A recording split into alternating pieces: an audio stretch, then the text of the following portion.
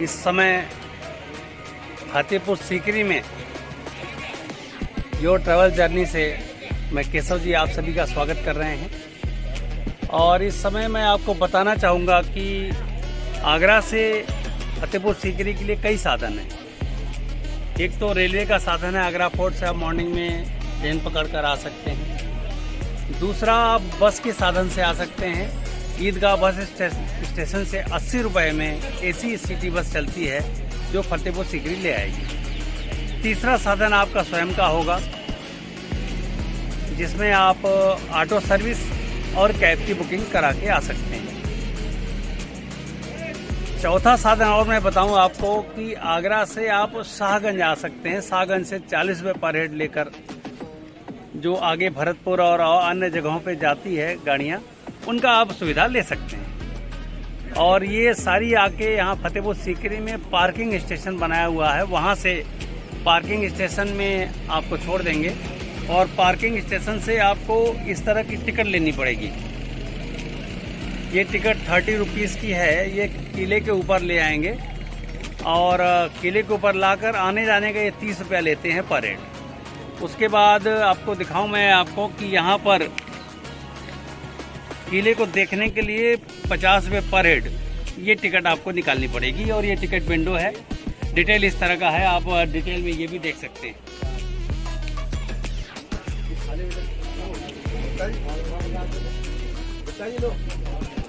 चलिए फतेहपुर सीकरी किला और महल को देखने के लिए आगे बढ़ते हैं। आप भी हमारे साथ बने रहिए। और जैसे ही आप अंदर प्रवेश करते हैं तो वहाँ एक एरो हमें अस्तबल का दिखाई देगा। यहाँ पर उस ज़माने में घोड़ों को रहने की जगह बनाई गई थी। दूसरा, जोधाबाई का महल का एरो आपको दिखाई देगा। इस रास्ते से जैसे ही आगे बढ़ेंगे तो एक बड़ा सा प्रांगण आपको दिखेगा। इसके बाद आपको ये जो छोटा सा स्ट्रक्चर दिखाई दे रहा है और ऊपर जो ये झरोखे दिख रहे हैं, ये जोधाबाई के महल का है। उस ज़माने में जब भी कोई जोधाबाई से मिलना चाहता था तो इसी आरक्षी भवन से उसको परमिशन लेना होता था। परमिशन मिल जाने के बाद इस द्वार से वो जोधाबाई के महल में प्रवेश करता था और निर्दिष्ट स्थान पर जोधाबाई जी उस व्यक्ति विशेष से मिलती थी। तो ऐसा इस सामने ये महल का स्ट्रक्चर आपके सामने है। इस तरह से इस महल की पच्चीकारी और नक्काशी लाल बरुआ पत्थर पर है। एक एक पत्थर अपना इतिहास कह रहा है। बहुत बड़ा आंगन और आंगन के चारों ओर वर्गाकार जोधाबाई का महल बना हुआ है। इस इमारत को 1986 में यूनेस्को ने विश्व धरोहर की सूची में शामिल किया। ये इमारत 16वीं शताब्दी में बनाया गया।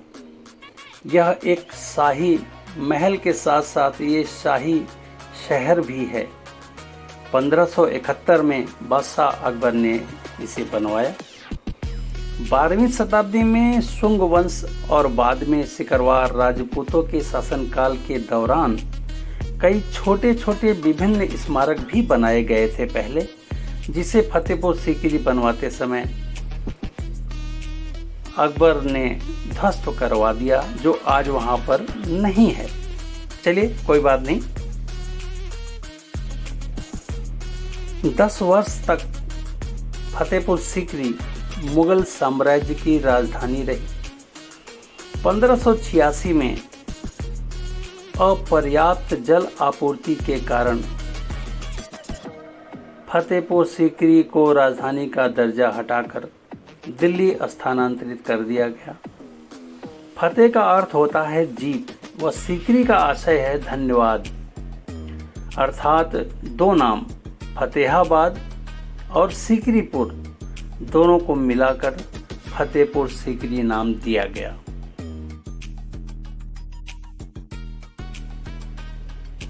जोधाबाई के महल का स्ट्रक्चर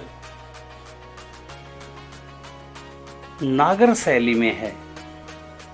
नागर शैली की खासियत होती है कि पहले एक प्लिंथ लेवल से ऊपर एक चबूतरा बनाया जाता है और सारे के सारे स्ट्रक्चर उसी चबूतरे पे होते हैं। चबूतरे के ऊपर जो इमारत बनी है उस इमारत में ये नक्काशी, सोचिए कितने छेनी और हथौड़े के चोट लगने के बाद ये महल आपके सामने 1586 में बनकर तैयार हुआ। और इस तरह से ये महल भी रहा, राजधानी भी रही। साथ ही साथ अकबर के सलीम चिश्ती जो उस समय के सूफी संत रहे, उनकी आस्था अकबर की सलीम चिश्ती जी पर ज़्यादा रही है। और ऐसा बताया जाता है कि सलीम चिश्ती जी के आशीर्वाद के फलस्वरूप 2 वर्षों में जोधाबाई को 31 अगस्त 1569 को एक सुपुत्र का जन्म हुआ जिसका नाम जहांगीर रखा गया।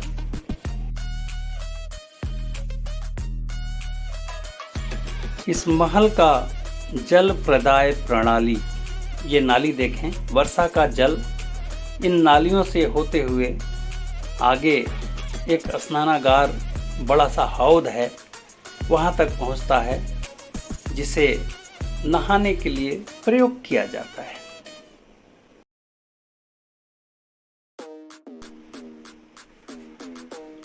महल देखते बनता है। 16वीं शताब्दी का ये महल आज भी अपनी उपस्थिति ऐसे दे रहा है जैसे वो आज ही बनाया गया हो। महल का द्वार देखिए, इसका तोरण द्वार देखिए, इस तोरण द्वार के ऊपर छत की नक्काशी देखिए, देखते बनता है। ये तोरण द्वार,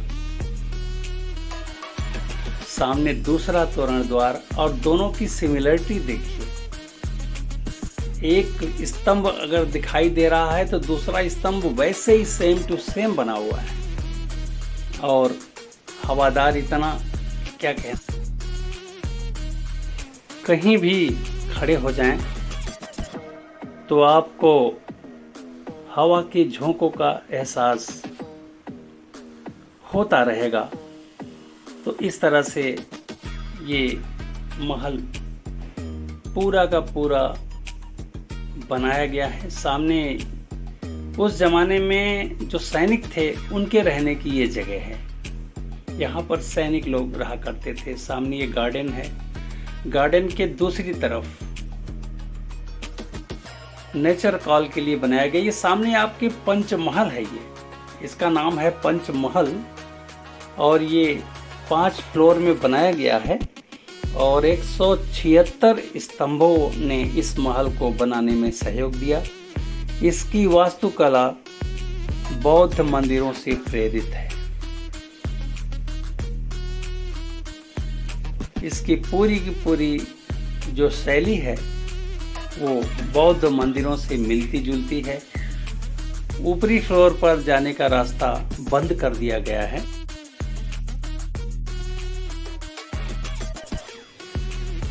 इस इमारत के चबूतरे पर ये जो स्तंभ आप देख रहे हैं, इसकी गिनती करेंगे तो 176 यानी कि 176 स्तंभ होंगे।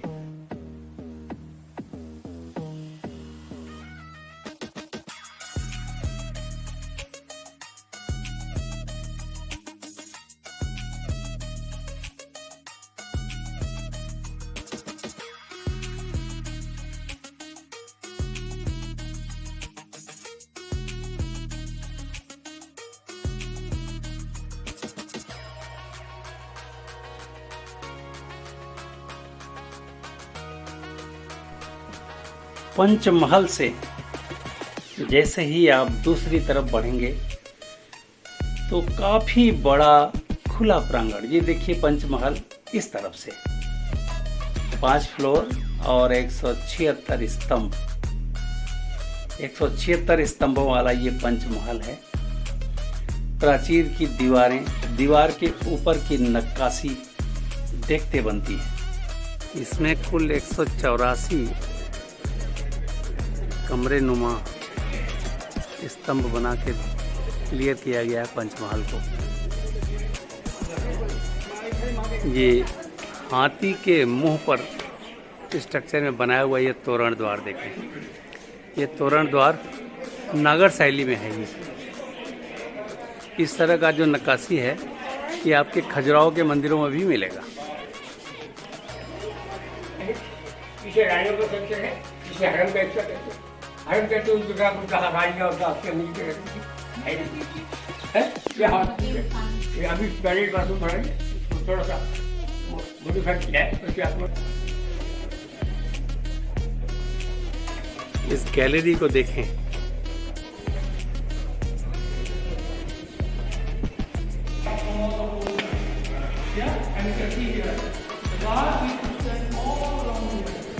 कोषागार,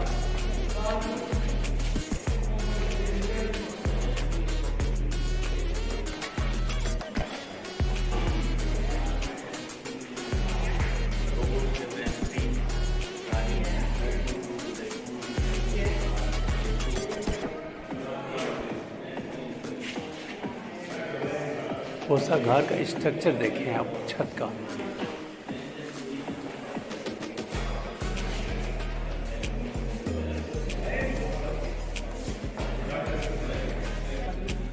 ये देखें नेचुरल पॉन्ड,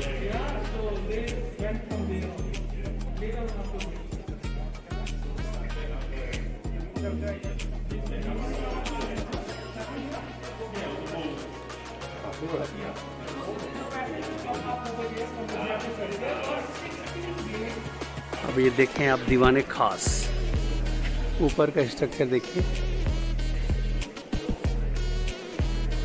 और अभी दीवाने खास के अंदर ले चलते हैं। अब ये दीवाने खास का स्ट्रक्चर देखिए, पिलर का स्ट्रक्चर। और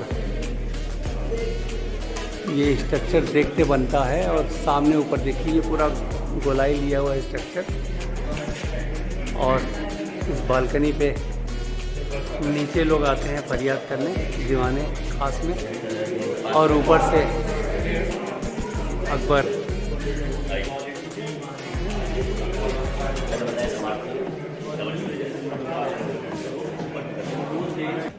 दीवाने आम का ये शक्ल देखें। वहाँ पे तिरंगा और ये पूरा ग्रीनरी उस ज़माने में भी रहा होगा। और ये इस जगह पर उनकी मिलिट्री, साथ में जो डेस्टिनी होंगे वो यहाँ घूमते होंगे।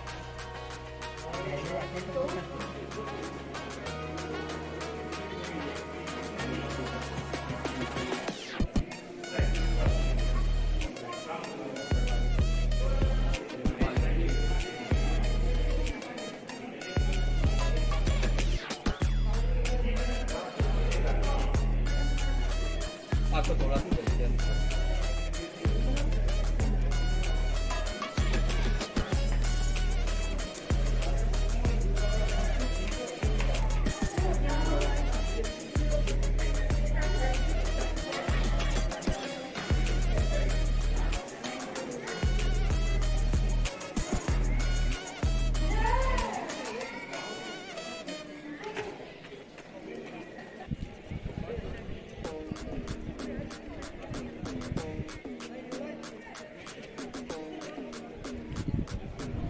ये सामने जो बिल्डिंग है ये दीवाने आम में जाने का रास्ता हुआ करता है। और ये रहा दीवाने आम में प्रवेश के लिए गार्डन की तुर्की सुल्ताना, ये उनका है महल। और ये देखिए उनके नहाने की जगह, अनूप तालाब।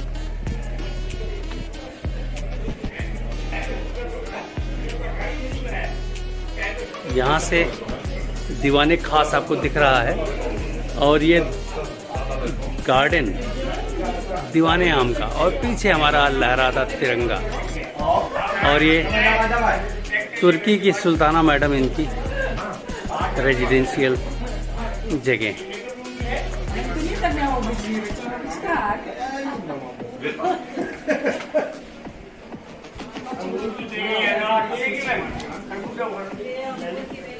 इसकी नक्काशी देखिए, इसकी नक्काशी तुर्कमेनिस्तान के स्टाइल की है।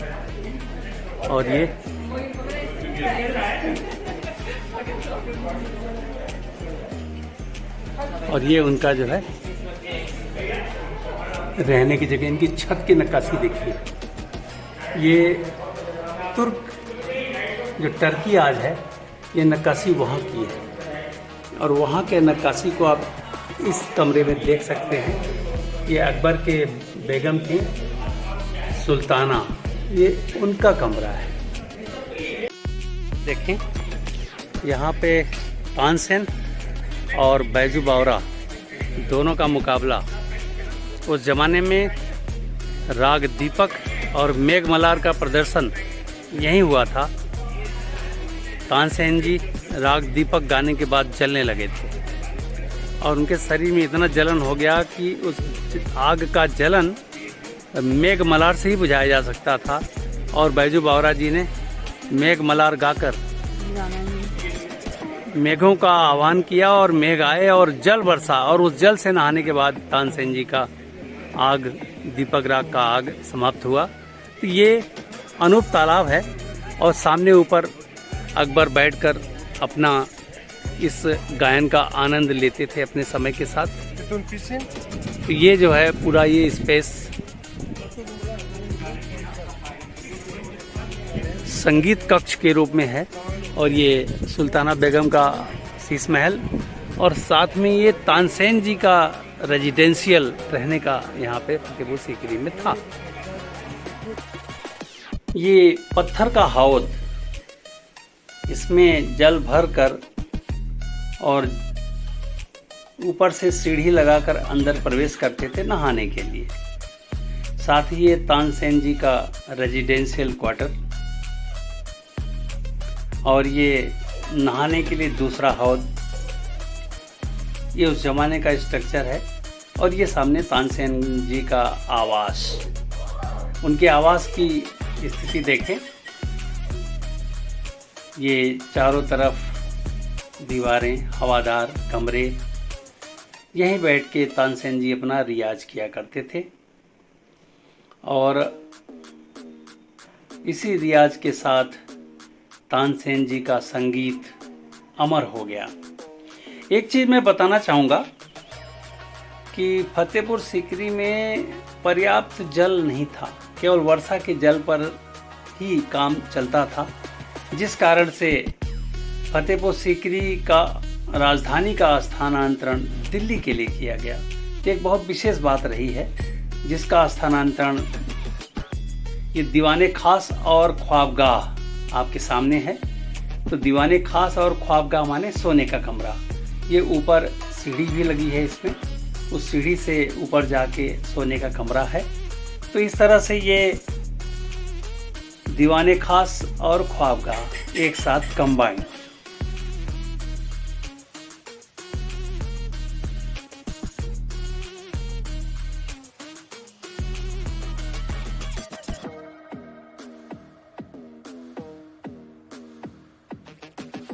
इस नक्काशी को देखें, जोधा भाई ने इतने तरह के झुमके पहने, और जितने झुमके उन्होंने पहने इसमें नक्काशी में दिखाए गए। और ये जोधा भाई यहाँ पर अपने लिए झुमके पसंद करती थी, और उनके ये यहाँ पे बैठ के उनको ख़रीदारी करने का ये जगह है।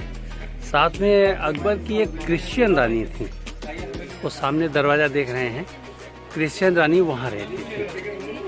तो ये जो है क्रिश्चियन रानी उनकी ईसाई रानी थी, तो वो वहाँ रहती थी, और इस तरह से ये जोधाबाई का महल और साथ में सराउंडिंग्स यहाँ पर हमारा ये पूर्ण हो रहा है। ये जोधाबाई की रसोई है। यहाँ पर उस जमाने का किचन हुआ करता था। और ये रहा जोधाबाई का महल, जहाँ से हमने प्रारंभ किया। ये अकबर का रिकॉर्ड रूम है। यहाँ पे अभिलेख उनके रखे जाते थे और साथ में ये गार्डन और ये कुछ उनके लेखाकार लोग। यहाँ पे जाना मना है। तो इस तरह से ये है।